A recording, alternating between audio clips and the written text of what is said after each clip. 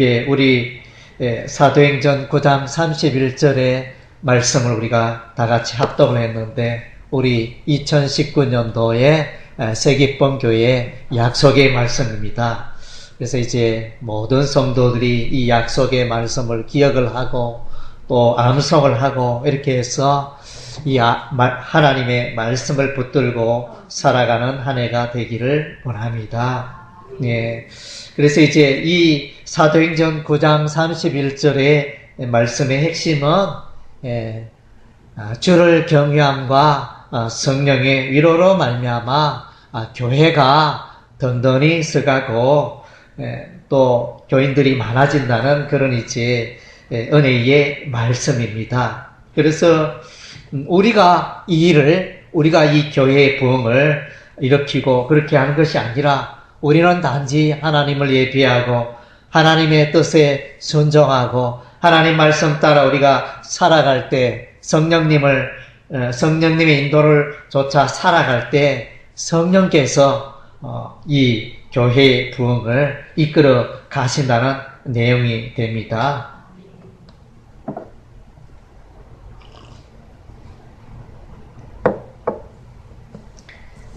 사도행전 7장에 보면 오늘 이제 이 사도행전 9장 31절 전후로 해서 하나님의 말씀을 돌아보기를 원합니다. 그래서 이제 이 사도행전 9장 31절의 이 말씀은 샌드위치 구조다.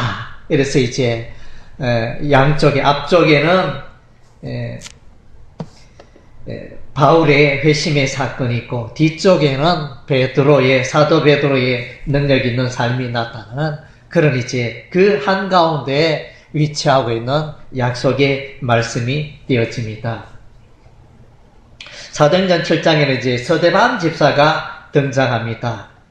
초대교회에서 7 집사를 뽑았는데 그 가운데 한 사람이 서대반이었습니다. 그래서 이제 이 서대반의 삶을 보면 담대하게 예수 그리스도의 복음을 전합니다. 그래서 이제 공회 앞에, 공회는 이제 그 당시에 대제사장을 비롯하여 장로들, 서기관 이렇게 가요. 그때 당시에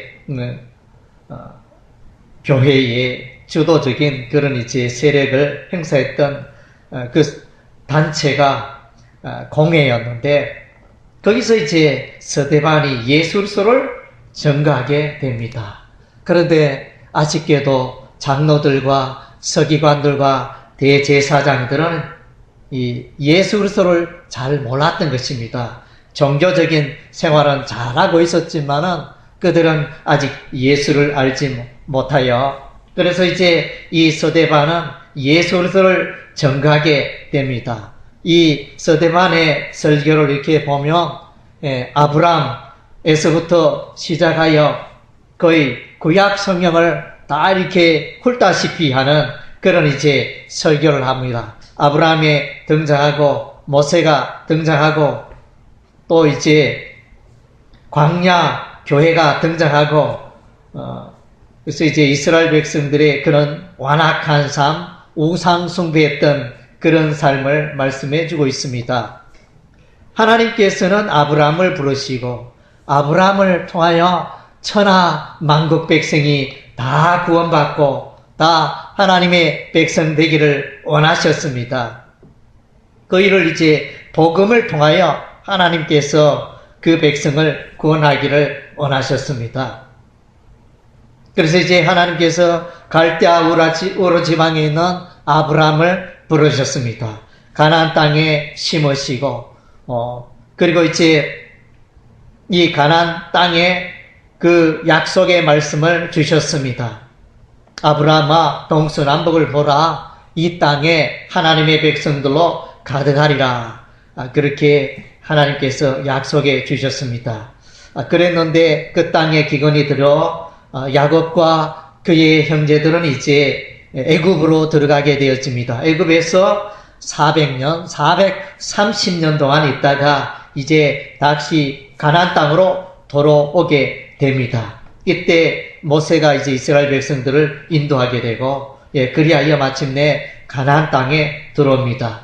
하나님의 그 간절한 소원은 그 백성들이, 아브라함의 후손들이 야곱의 12아들을 통한 번성하여 이스라엘의 12지파가 되었는데, 이들이 가나안 땅에서 하나님만을 예배하고 하나님의 뜻 가운데 살아가는 그런 거룩한 백성으로 살아가기를 하나님께서는 간절히 원하셨습니다. 그래서 이제 모세는 너보산에서 요단강 건너편 가나안 땅을 바라봤습니다.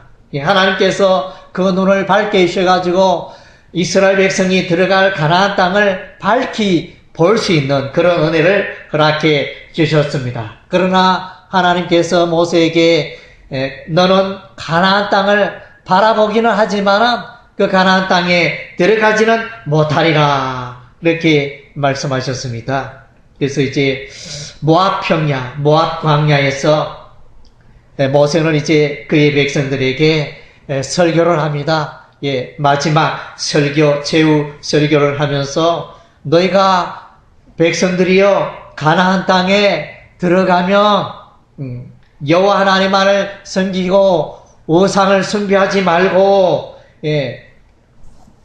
그렇게 하나님만을 예배하며 하나님의 언약의 약속의 말씀을 따라 사십시오, 이렇게 간절히 부탁을 합니다.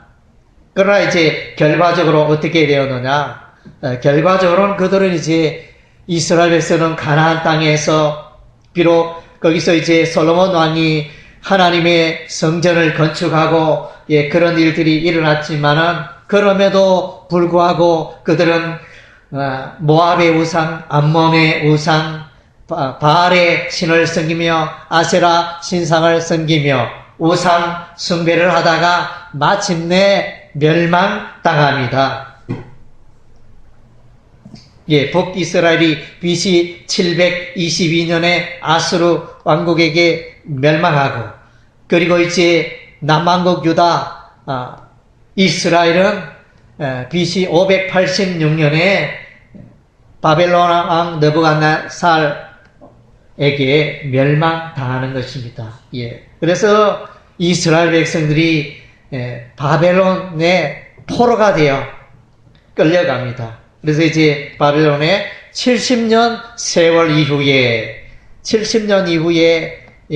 바벨론 나라가 멸망하고 메대와 바사 나라가 일어나서 고레스 왕의 칙령에 의해서 이스라엘 백성들이, 바벨론에 있던 이스라엘 백성들이 예루살렘으로 돌아오게 됩니다. 그래서 예루살렘에 돌아오자 그들이 에스라와 느헤미야를 중심으로 하여 성전 건축 공사를 하고 또 예루살렘의 성벽을 건축하면서 그렇게 이제 표를 잡게 됩니다. 그래서 이제 이 서대한 집사가 이런 이제 구약 아브라함과 모세와 이런 이제 가나안 땅에서 그 이스라엘 백성들의 신앙생활에 대해서 쭉 이렇게 훑어주면서 결과적으로 우상 숭배하다가 이스라엘 백성들이 멸망하였고, 또 너희가 그 아브라함의 후손들이 예수 그리스도를 십자가에 못 박았다, 의인 대신 예수 그리스도를 십자가에 못 박았다, 이렇게 설교를 합니다. 그래서 이제 그러다가 이 서대반 집사의 설교가 설교가 끝났을 때 이스라엘 백성들은 돌을 던져서 서대반 집사를 쳐 죽입니다. 그때 이제 죽어갈 때 서대반 집사는 하나님께 기도하게 되고, 서대반 집사가 하늘을 쳐다보니 예수님께서 하늘 보자 우편에 원래 앉아 계시는데 벌떡 일어나셔서 서대반을 쳐다보았더라, 이렇게 말씀하고 있습니다. 그래서 이제 이 서대반 집사가 어떻게 이렇게 담대하게 공회 앞에 설교할 수 있었느냐? 이 서대반 집사는 예수를 만나고 이 서대반 집사는 복음을 깨달았다는 것입니다. 그래서 이제 복음을 깨닫고 예수를 만난 사람은 놀라운 삶을 살아갈 수밖에 없습니다. 예, 평소와 그의 삶이 다르다는 것입니다. 하나님을 만나고 예수를 만난 사람들은 그냥 평범하게 살아가는 삶이 아닌 것입니다. 담대하게 입을 열어서 예수를 말하고 전파하게 되는 것입니다. 예수를 말하지 않으면 내 마음이 견딜 수 없고 내 마음에 이 불같은 그런 역사가 있어서 예수를 전가하지 아니할 수가 없습니다. 죽음도 두렵지 않다는 것입니다. 서대반 집사가 이렇게 내가 예수를 전하면 내가 돌에 맞아 죽을 수도 있다, 그런 것을 예상했을 것입니다.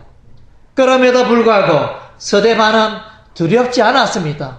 내가 죽을지라도 내가 예수의 복음을, 저들의 죄악을 내가 증거해야 되겠다, 이러면서 담대하게 설교한 것이 사도행전 7장의 말씀인 것입니다. 그래서 이제 서대반 집사의 선교의 사건이 일어나면서 이제 예루살렘 교회에 큰 환란, 핍박이 일어납니다. 그래서 이제 예수 믿는 성도들이 이제 흩어지게 됩니다.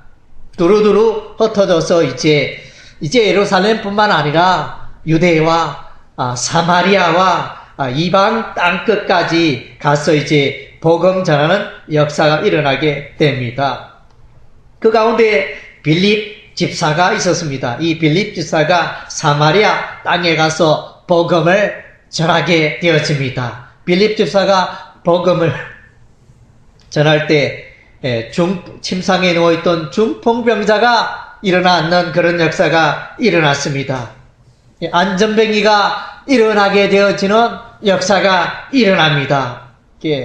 그리고 이제 이 빌립 집사는 이방 땅에 처음으로 복음을 전하는, 초대교회에서 처음으로 이방 땅에 복음 전하는 그런 인물로 소개되어져 있습니다. 그리고 이제 빌립이 사마리아 땅에 예수 그리스도의 복음을 전하니 사마리아 성에 큰 기쁨이 있었더라. 예, 그래서 이제 예수님이 들어가면, 예수 그리스도의 복음이 들어가면 저와 여러분의 삶에 기쁨이, 저와 여러분의 삶 가운데 기쁨이 일어나게 되어지는 것입니다. 그래서 예수 믿는다 하고 자신의 삶 가운데 기쁨이 없는 사람은 문제가 있는 거죠. 그러니까 예수를 잘못 믿고 있다는 증거가 되어집니다.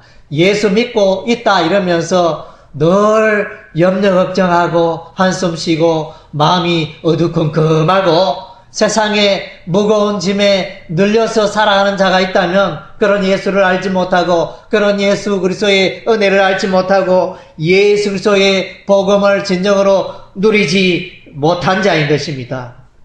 그래서 우리가 인생을 살아가며 사업에 실패할 수 있고, 또 우리의 나의 삶 가운데 환난과 어려움과 건강의 아픔과 질병과 이런 이제 일들을 만나기도 하지만, 그러나 예수 믿는 사람은 그런 모든 어려움, 고난, 핍박, 환난 속에서도 그 어려움을 넉넉히 이기고 늘 예수 이름 할렐루야 찬양하면서 기뻐하고 싱글벙글 하면서 살아가는 사람이 그리스도인인 것입니다.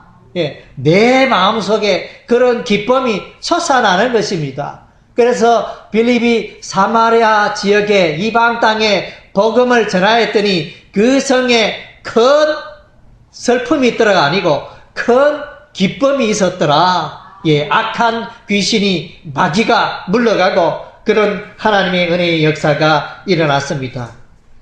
그리고 이제 성령께서 이제 빌립에게 또 말씀하십니다. 빌립아, 일어나라. 일어나서 예루살렘에서 가사로 가는 길까지 가라. 예루살렘에서 가사까지는 약 70km에서 80km 되는 그런 거리가 되어집니다. 그래서 이제 하나님의 계획이 있었겠죠. 무슨 계획인데 아직까지 빌립은 어떤 일이 일어난지 잘 몰랐습니다. 그런데 이제 사도행전 8장에 보면 빌립아 일어나라 이렇게 말하는 일어나라 이것이 어떤 의미인가? 그래서 이제 많은 사람들은 일어나라 이것은 아마 빌립이 그때 기도하고 있었을 것이다 이렇게 해석을 합니다.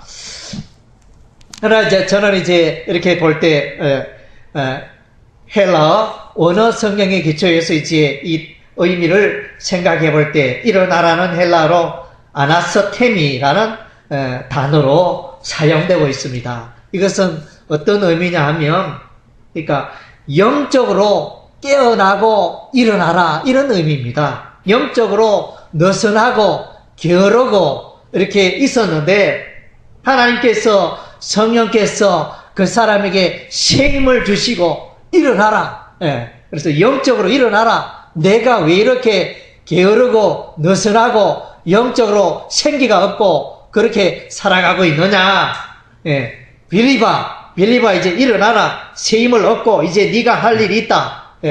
그래서 하나님께서 새로운 기운을 넣어주시는 그런 장면이라 할 수 있습니다. 그래서 순종하여 성령의 음성에 순종하여 하나님의 사자가 말씀하는 대로 순종하여 나아갔더니 멀리 아프리카 에티오피아에서 그 여왕의 여왕을 섬기면서 함께 일하는 공무원 그 내시가 이제 예루살렘에서 예배를 드리고 돌아가는데 수레 위에 병거에 앉아서 이제 성경책을 읽고 있는 거예요. 그때 당시에는 성경이 너무나 귀했습니다.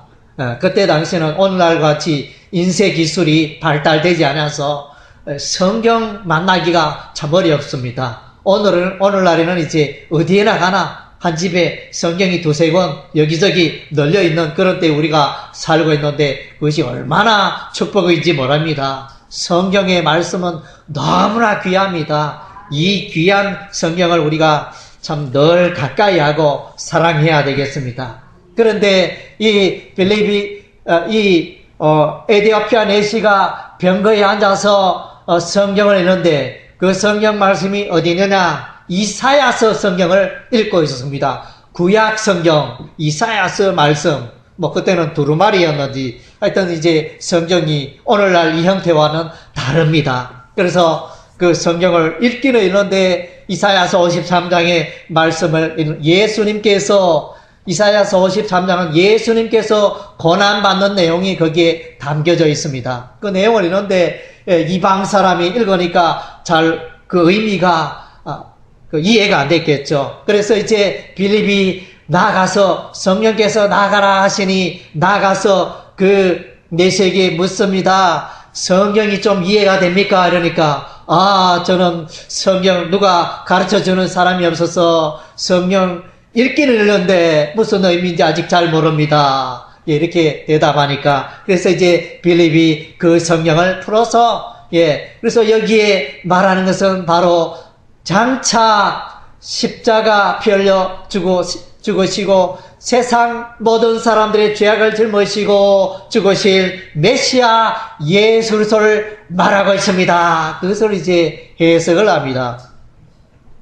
그래서 이제 이 내시는 예수를 믿기로 작정합니다. 그래서 길을 가다가 마침 길가에 물이 있어서 그래서 거기서 이제 세례를 주게 됩니다. 빌립이 이 에티오피아 내시에게 세례를 줘. 그래서 이 에티오피아 내시가 이제 예수 믿고 새 삶을 살아가게 됩니다. 요게 아프리카 에티오피아 내시에 대한 그 사건의 기록이 요게 전부입니다. 그 이후에는 어떻게 되었을까? 아무도 모릅니다. 아무도 모르는데 그러나 이제 오늘날 또 이렇게 보면 아프리카 에티오피아에는 이제 koptik교라는 이제 기독교가 있습니다. 거기에 예수 믿는 사람, 하나님 믿는 사람들이 많이 일어났다는 것입니다. 그 아프리카 지역에 어떻게 해서 예수 믿는 사람들이 많이 일어났을까? 아마도 이 에티오피아 내시가 그 아프리카 땅에 에티오피아 나라에 가서 이렇게 복음을 전하여 많은 사람들이 예수 믿게 되었지 않을까?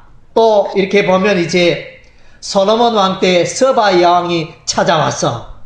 그래서 이제 솔로몬의 지혜를 듣고 돌아간 그 서바 왕을 통해서 또 예수 믿는 사람, 하나님 믿는 사람들이 많아졌지 않을까 우리가 추측해 봅니다. 그래서 이제 이 빌립이 어떻게 그렇게 담대하고 복음을 전했을 때 놀라운 능력이 일어나고 중풍병자가 온전케 침대에 누워있던 중풍자가 벌떡 일어나고 건강하게 걸을 수 있게 하고 또 안전병이 일어나게 하는 이런 놀라운 일을 행할 수 있었을까? 그래서는 이제 이 빌립이 복음을 깨닫고 예수를 만나고 예수 그리스도의 은혜를 덧입어서 이렇게 놀라운 삶을 살았다는 것입니다. 그래서 예수를 만난 사람은 이렇게 놀라운 삶을 살게 되는 것입니다.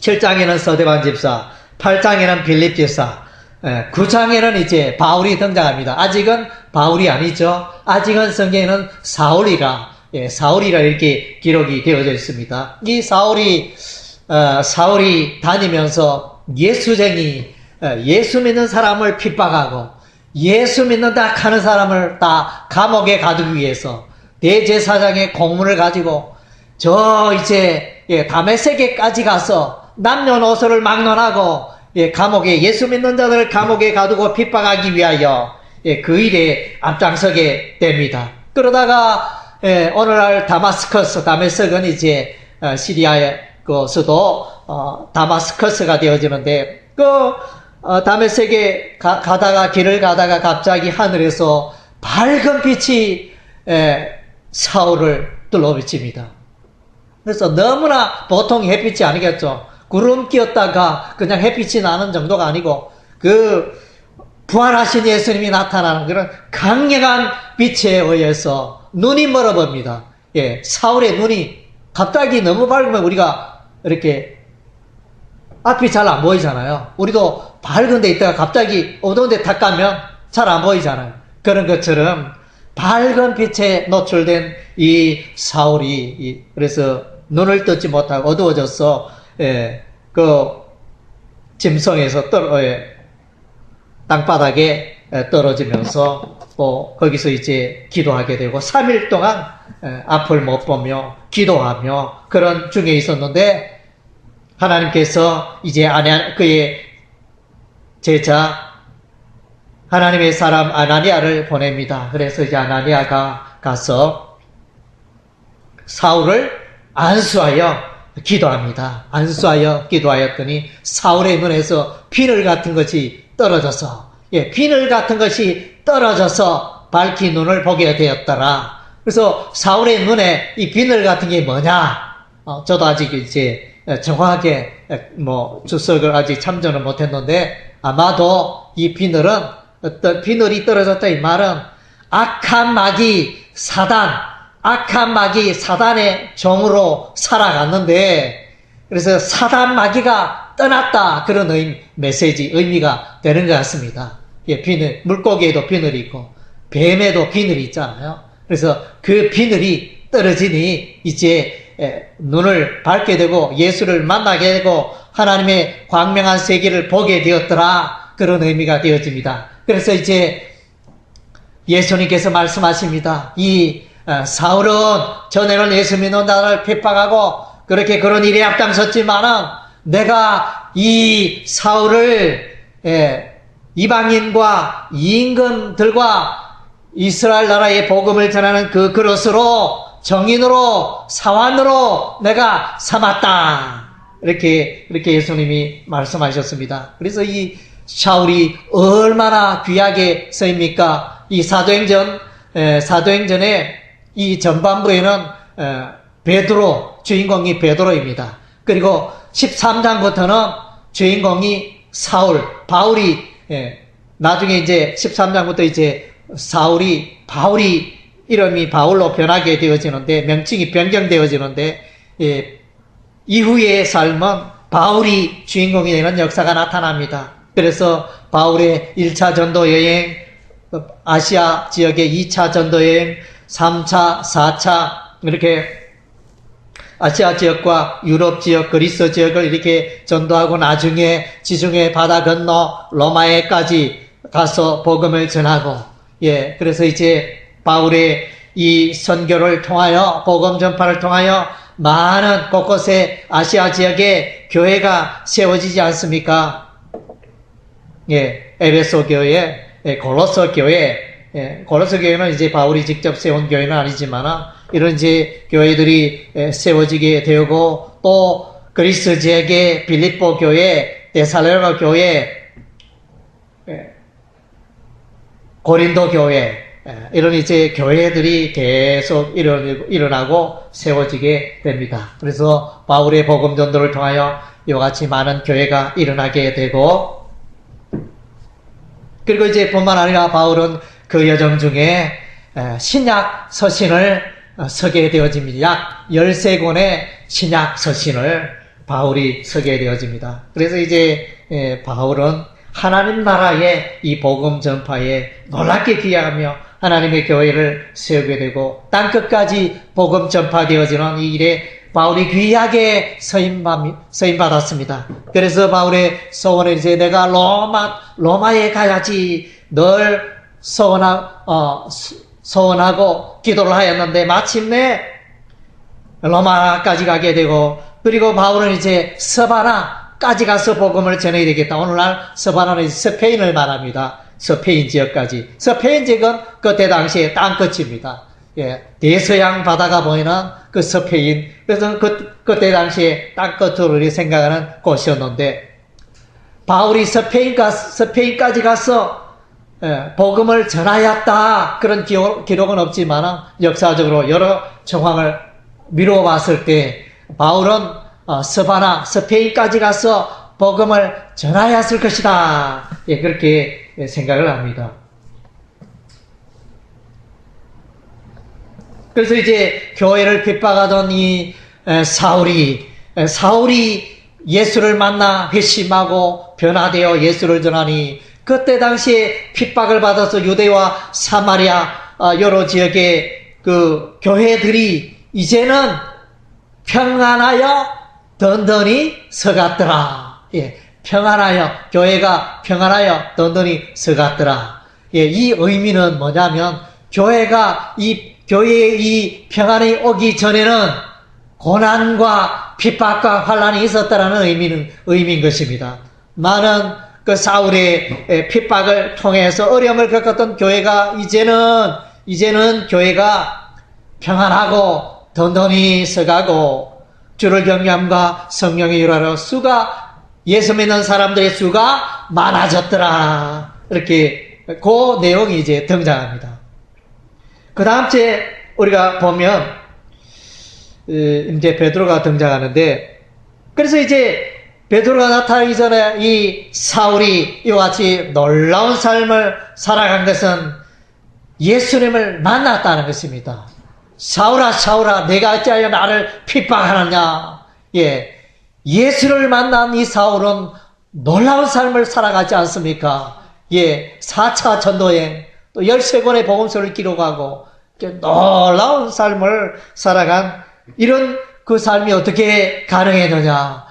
이 사울이 예수를 만났고 부활하신 예수님을 음성을 듣고 직접 만나는 이런 이제 은혜가 임하였던 것입니다. 그래서 원래 사도라 이라면 12사도가 있죠. 바울은 12사도에 들어가지 않으면서 사도라 이렇게 일컬음 받는데, 왜 사도냐? 바울이 예수님을 직접 만났다. 예수님의 가르침 받고 예수님을 만나고 함께 했던 자가 12사도인데, 바울도 부활하신 예수님을 직접 만났기 때문에 나도 사도라 이렇게 충분하다. 그래서 이제 바울은 그의 서신서를 통하여 나도 사도다 이렇게 전가하지만은 많은 사람들이 믿지 않았습니다. 바울을 멸시하고 사도도 아닌 것이 사도처럼 행세한다 이러면서 그렇게 말하였는데, 그럼에도 불구하고 이제 하나님을 만난 사울은 위대한 삶을 살았습니다. 그리고 이제 하나님을 만난 사람 베드로가 있습니다. 베드로. 베드로가 놀라운 삶을 살죠. 그래서 베드로가 복음 전파를 하는데 중풍병자 에니에아를 만나게 됩니다. 8년 동안 침상에 누워가지고 꼼짝떨싹 못하는 그런 이제 중풍병자를 향하여 일어나라 이러니까 그 중풍병자가 이제 일어나게 되고 온전케 되어진 것입니다. 그리고 이제 또 다비다라는 자가 이렇게 죽어 있었습니다. 선행과 구제를 많이 했던, 많은 사람들에게 도움을 베풀고 선행을 나누었던, 쉽게 말하면 이웃 돕기를 잘했던, 베품의 삶에 앞장섰던 또 여인이 이제 예수 잘 믿던 여자가 죽었습니다. 시체가 되었습니다. 사람이 할 수 있는 일이 아무것도 없었습니다. 마침 이제 그때 베드로를 불러서 베드로가 도착했습니다. 베드로가 이제 기도하고 일어나라 이랬더니 그 죽었던 다비다 도르가가 별명 도르가 다른 이름이 도르가였는데 도르가야 일어나라 다비다야 일어나라 했더니 그 시체가 다시 살게 되어지는 놀라운 역사가 일어났습니다. 이것은 예수님이 하셨던 거예요. 예수님이 나사로야 나오느라 이랬더니 죽었던 그 시체가 이제 또벅또벅 걸어오는 그런 역사가 요한복음 11장에 기록이 되어 있는데 베드로도 예수님의 제자 사도 베드로도 똑같이 이런 일을 하게 되어집니다. 그래서 베드로가 어떻게 이런 일을 할 수 있었느냐? 그래서 이제 베드로가 예수님을 만나고 부활하신 예수님을 체험하는 놀라운 은혜가 있었기 때문에 이런 놀라운 일이 가능한 것입니다. 그래서 새해 벽두에 우리가 이제 사도행전 9장 31절 약속의 말씀을 우리가 붙들었습니다. 그래서 이제 하나님께서 함께 하시며 하나님께서 세기품 교회에 함께 하시고 하나님께서 저와 여러분의 삶 가운데 함께 하시면 놀라운 평안이 임하고 놀라운 부흥의 역사가 일어날 줄로 믿습니다.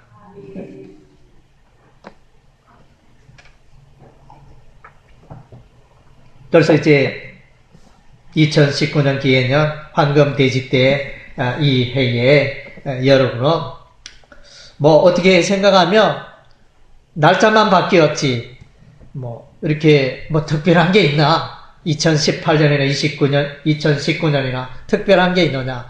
중요한 것은 우리의 마음가짐이죠. 우리의 마음가짐.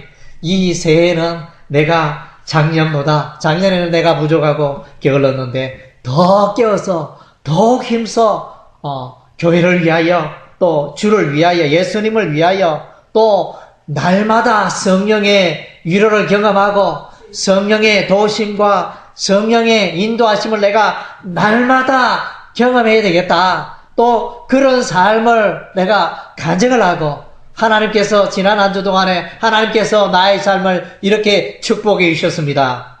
또 지난 1년 동안 하나님께서 나의 삶을 이렇게 위로하시고 인도하시고 축복해 주셨습니다. 그렇게 간증하는 귀한 한 해가 되시기를 주의 이름으로